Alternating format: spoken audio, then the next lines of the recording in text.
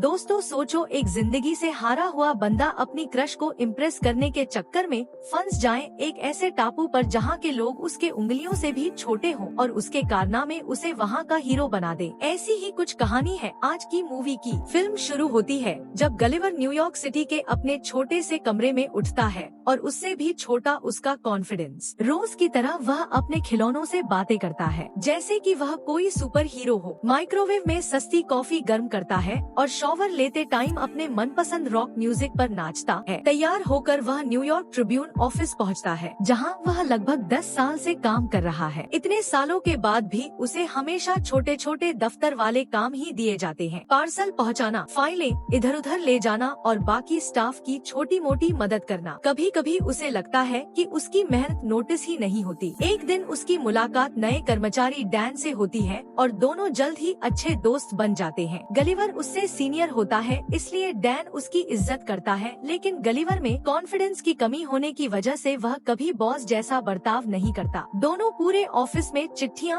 और पार्सल देने जाते हैं। इसी दौरान वे दोनों गलिवर की कई सालों पुरानी क्रश डार्स सिल्वरमैन के केबिन के पास से गुजरते हैं। गलिवर सालों से डार्सी को पसंद करता है लेकिन कभी हिम्मत जुटाकर उससे बात नहीं कर पाया। उसे देखते ही गलिवर घबरा जाता है और डैन भी यह बात नोटिस कर लेता है। उसी दिन डैन को पता चलता है कि उसे प्रमोशन मिल गया है जबकि उसे ऑफिस ज्वाइन किए थोड़ा ही समय हुआ है। दूसरी तरफ गलिवर जो 10 साल से काम कर रहा है उसे आज तक कोई नोटिस भी नहीं करता। डैन साफ साफ कहता है कि गलिवर की तरक्की इसलिए नहीं होती क्योंकि वह हमेशा डर जाता है और खुद को आगे नहीं रखता। यह सुनकर गलिवर उदास होकर बाहर चला जाता है। बाहर टहलते हुए वह देखता है कि डार्सी अभी भी ऑफिस में काम कर रही है। वह हिम्मत जुटाकर उसके केबिन में जाता है, सोचता है कि कुछ बात करेगा, लेकिन जैसे ही अंदर जाता है घबराहट में वह कुछ भी बोल नहीं पाता और अचानक से ट्रैवल राइटिंग वाला फॉर्म मांग लेता है। डार्सी थोड़ा हैरान होती है लेकिन मुस्कुराकर पूछती है कि क्या उसे सच में ट्रैवल जर्नलिज्म में दिलचस्पी है। डरते डरते गलिवर हाँ बोल देता है। उस रात गलिवर घर जाकर असाइनमेंट बनाने बैठता है लेकिन खुद से लिखने की बजाय वह इंटरनेट से बहुत सारा कंटेंट कॉपी पेस्ट कर लेता है। अगले दिन जब वह अपना पेपर डार्सी को देता है तो उसे पढ़कर डार्स बहुत खुश हो जाती है। उसे लगता है कि गलिवर बहुत अच्छा लिखता है। वह उसे पहला असली काम देती है, बरमूडा ट्रायंगल पर रिपोर्ट बनाने का। यह जगह रहस्यमय गुमशुदगियों के लिए मशहूर है। गलिवर डार्सी को इम्प्रेस करने के लिए तुरंत हाँ कर देता है। डार्सी उसके सारे डॉक्यूमेंट्स बना देती है और नाव का इंतजाम भी कर देती है। अगली सुबह गलिवर बरमूडा पहुंचता है जहां एक आदमी उसे ऑटोमेटिक नाव देता है और कहता है कि नाव चलाना बहुत आसान है। गलिवर पूरे कॉन्फिडेंस के साथ सफर शुरू करता है। शुरू के कुछ घंटे वह मजे से समुद्र देखता है, मैगजीन पढ़ता है, फोटो खींचता है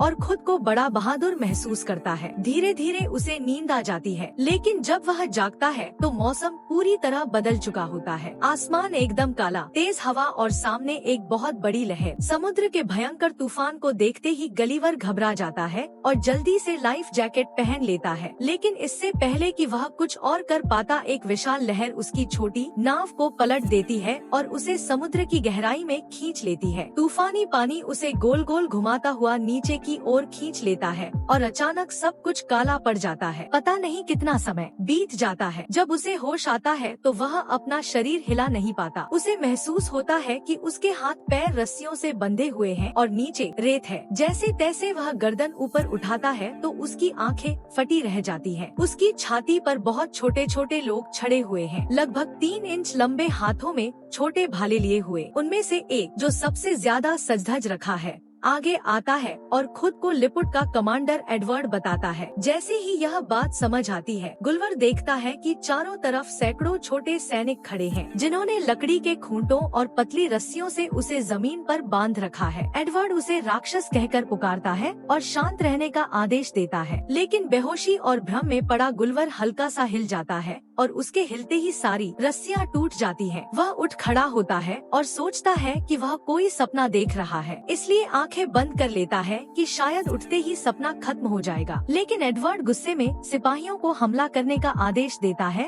और छोटे छोटे तीर गलिवर पर बरसने लगते हैं। इससे गलिवर पीछे गिर जाता है और फिर से बेहोश हो जाता है। जब दोबारा होश आता है तो खुद को एक विशाल लकड़ी की गाड़ी पर बंधा हुआ पाता है जिसे ढेर सारे छोटे सैनिक खींचते हुए लिपुट के शहर की ओर ले जा रहे हैं। रास्ते भर छोटे छोटे घरों से लोग बाहर निकलकर इस राक्षस आदमी को देखने लगते हैं। बच्चे पीछे पीछे दौड़ते हैं और दुकानदार छतों पर चढ़कर मजा लेते हैं। कुछ देर बाद गलिवर को लिलीपुट के राजा के सामने पेश किया जाता है। राजा अपने छोटे से सिंहासन पर बैठा हुआ उसे देखता है, जबकि उसकी बेटी प्रिंसेस मेरी आगे आकर गलिवर के लिए चिंता जताती है। वो एडवर्ड से पूछती है कि इतनी सख्ती क्यों करनी पड़ रही है। एडवर्ड, जो गलिवर को देखकर पहले से ही जल रहा है, राजा से झूठ बोलता है कि गलिवर दुश्मन राज्य ब्लेफुस्कू का जासूस है और राज्य के लिए खतरा बन सकता है। गलिवर घबराया हुआ धीरे से पूछता है कि वह आखिर है कहाँ, जिस पर राजा का सेक्रेटरी गर्व से कहता है कि वह दुनिया के सबसे महान साम्राज्य लिलीपुट में खड़ा है। अगले दिन गलिवर को एक बड़ी सी चट्टान के नीचे रखा जाता है, जो जेल जैसा नहीं है, लेकिन उसे नजरबंद रखने के लिए खास बनाया गया था। वहीं उसकी मुलाकात होरेशियो नाम के अच्छे और शांत लिपुट से होती है, जिसे एडवर्ड ने ही सजा दिलवाई। वह गलिवर को बताता है कि एडवर्ड उसे इसलिए सजा दे रहा है क्योंकि वह प्रिंसेस मेरी को पसंद करता है। गिलिवर को होरेशियो पर दया आती है और वह मन ही मन उसे मदद करने का वादा करता है। थोड़ी देर बाद एडवर्ड खुद वहाँ आता है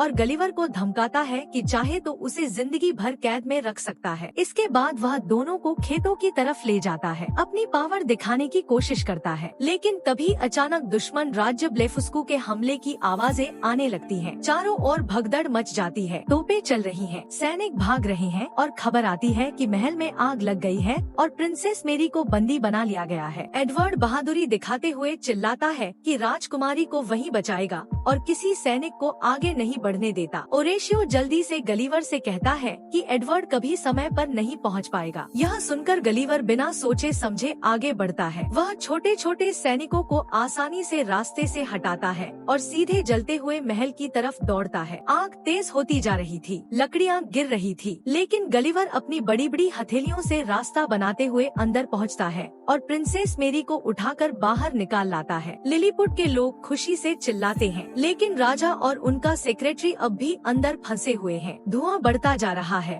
और आग काबू से बाहर है। आखिरी कोशिश में गलिवर वही करता है जो अकेला उपाय बचा था। वह महल पर पेशाब करके आग बुझा देता है। यह दृश्य जितना अजीब और शर्मनाक है, उतना ही जरूरी भी था, क्योंकि इससे राजा और पूरे महल की जान बच जाती है। अब गलिवर पूरे लिपुट का हीरो बन जाता है। लोग उसकी जय जयकार करते हैं और राजा भी उसका शुक्रगुजार है। तालियां थमने का नाम ही नहीं ले रही थी। चारों तरफ लोग खुश होकर शोर मचा रहे थे। राजा बच गए थे, प्रिंसेस सुरक्षित थी और गलिवर पहली बार इस छोटे से राज्य में एक सच्चे हीरो की तरह खड़ा था। उसी खुशी में राजा ने तुरंत होरेशियो को भी जेल से आजाद करवाया और गलिवर का शुक्रिया करते हुए उसे रात की शाही दावत में बुला लिया। लेकिन पीछे खड़ा एडवर्ड गलिवर की बढ़ती इज्जत देखकर अंदर ही अंदर जल रहा होता है। दावत में राजा हंसते हुए गुलवर से पूछता है कि वह कहाँ से आया है और गलिवर, जिसे लाइफ में पहली बार इतने लोगों का प्यार मिला था, अचानक वह बोल पड़ता है कि वह मैनहट्टन का नहीं, पूरे न्यूयॉर्क का प्रेसिडेंट है। लोग उसकी बातों पर खुशी से तालियां बजाते हैं, उसकी हर बात को सच्चाई मान लेते हैं। सिर्फ एडवर्ड को छोड़कर गलिवर को इतना सम्मान देते हुए लिपुट के लोगों ने उसके लिए न्यूयॉर्क जैसा एक बड़ा घर भी बनवा दिया, जहां वह आराम से रह सके। उन्होंने उसके लिए एक शानदार थिएटर भी बनाया ताकि पूरा राज्य इकट्ठा होकर गलिवर की जीवन यात्रा सुन सके। थिएटर में गलिवर ने सबको अपनी बनाई टाइटैनिक जैसी कहानी सुनाई, कैसे वह एक डूबते जहाज में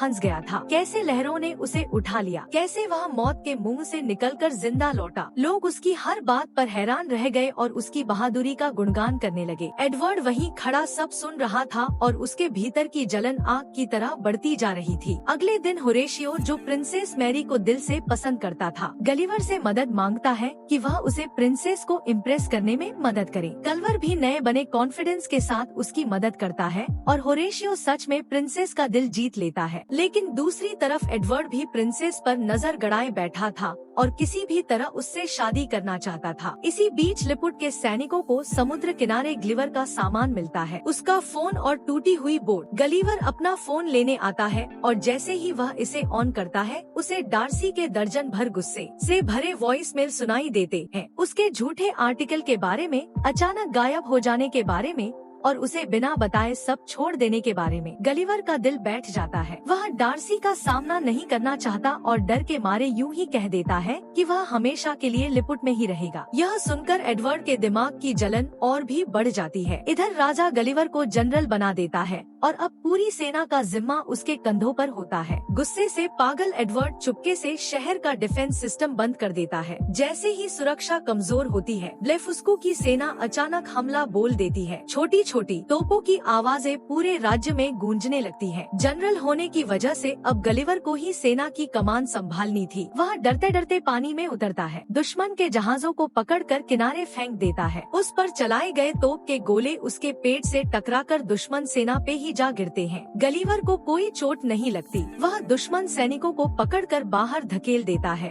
और लिलीपुट एक बार फिर उसकी जीत का जश्न मनाता है। लोग उसे मसाज देते हैं, उसके बाल काटते हैं, उसे पूरी तरह लाड प्यार से रखते हैं। उधर प्रिंसेस मैरी भी होरेशियो को पसंद करने लगती है। यह देखकर एडवर्ड का गुस्सा चरम पर पहुंच जाता है। वह भागकर दुश्मन राज्य में चला जाता है और गलिवर की रोबोट बनाने की मैगजीन और उसकी टूटी बोट की सर्किट देखकर दुश्मन इंजीनियरों को एक विशालकाय रोबोट बनाने का आइडिया देता है। ब्लेफुस्को वाले एडवर्ड की मदद करते हैं और कुछ ही दिनों में एक विशाल मेटल का राक्षस तैयार हो जाता है। लोहे का ऐसा राक्षस जो गलिवर की बराबरी कर सके। दुश्मन फिर हमला करता है। इस बार गलिवर सोचता है कि वह पहले की तरह ही छोटे सैनिकों से भिड़ेगा, लेकिन जैसे ही वह मैदान में आता है, उसके सामने एक विशाल रोबोट खड़ा होता है। एडवर्ड उसके अंदर बैठा होता है और उसकी आवाज स्पीकर से राक्षस की तरह गूंजती है। एडवर्ड गलिवर को खुलेआम चुनौती देता है। गलिवर के पास लड़ाई स्वीकार करने के अलावा कोई रास्ता नहीं बचता। वह पूरी ताकत से रोबोट को पीछे धकेलने की कोशिश करता है, लेकिन लोहे का यह रोबोट उससे कहीं ज्यादा पावरफुल था। रोबोट उसकी पैंट पकड़कर उसे ऊपर उठा लेता है और लिलीपुट के लोगों के सामने उसे हरा देता है। गिरते हुए बेइज्जती सहते हुए गलिवर सबके सामने कबूल कर लेता है कि उसने बहुत झूठ बोले थे। वह प्रेसिडेंट नहीं है, ना टाइटैनिक का हीरो, ना कोई महान योद्धा। वह बस एक साधारण इंसान है जो अपनी कमजोरी छिपाने के लिए कहानियां बना रहा था। यह सुनते ही राजा और लिपुट वासी सदमे में आ जाते हैं। एडवर्ड और भी ज्यादा खूंखार हो जाता है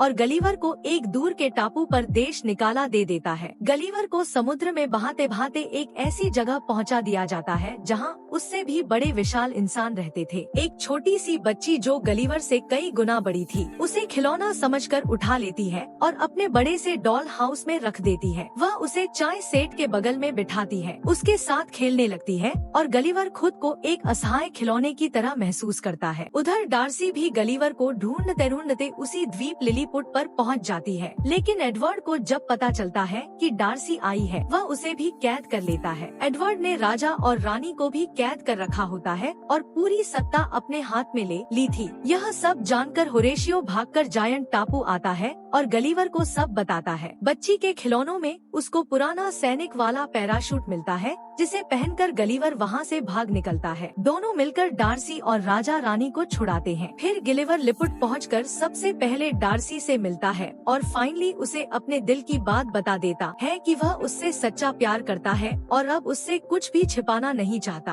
अगले दिन गलिवर एडवर्ड को मुकाबले की चुनौती देता है। इस बार अपनी शान के लिए नहीं, बल्कि लिलीपुट के लोगों की रक्षा करने के लिए दोनों का आमना सामना होता है। रोबोट फिर हावी होने लगता है, लेकिन होरेशियो चुपके से रोबोट के अंदर घुस जाता है और उसकी पावर लाइन काट देता है। जैसे ही रोबोट बंद पड़ता है, गलिवर उसे गिरा देता है और लोग खुशी से नाचने लगते हैं। राजा भी गलिवर का सम्मान वापस लौटा देता है और होरेशियो को प्रिंसेस मैरी से शादी की इजाजत मिल जाती है। गुस्से में एडवर्ड प्रिंसेस को पकड़ने की कोशिश करता है, लेकिन प्रिंसेस खुद उसे एक थप्पड़ में सुला देती है और उसे हमेशा के लिए कैद कर लिया जाता है। डार्सी पहली बार गलिवर को किस करती है। लिलीपुट और ब्लेफुस्को के बीच की दुश्मनी भी खत्म हो जाती है और दोनों राज्य दोस्त बन जाते हैं। गलिवर और डार्स अपनी बोट रिपेयर करके वापस न्यूयॉर्क लौट आते हैं। कुछ हफ्तों बाद गलिवर अपनी पुरानी नौकरी छोड़कर ट्रैवल राइटर बन जाता है और अब वो और डार्सी साथ में एक खुशियों भरी लाइफ जीते हैं और इसी के साथ फिल्म का दिल को छू लेने वाला हैप्पी एंडिंग हो जाता।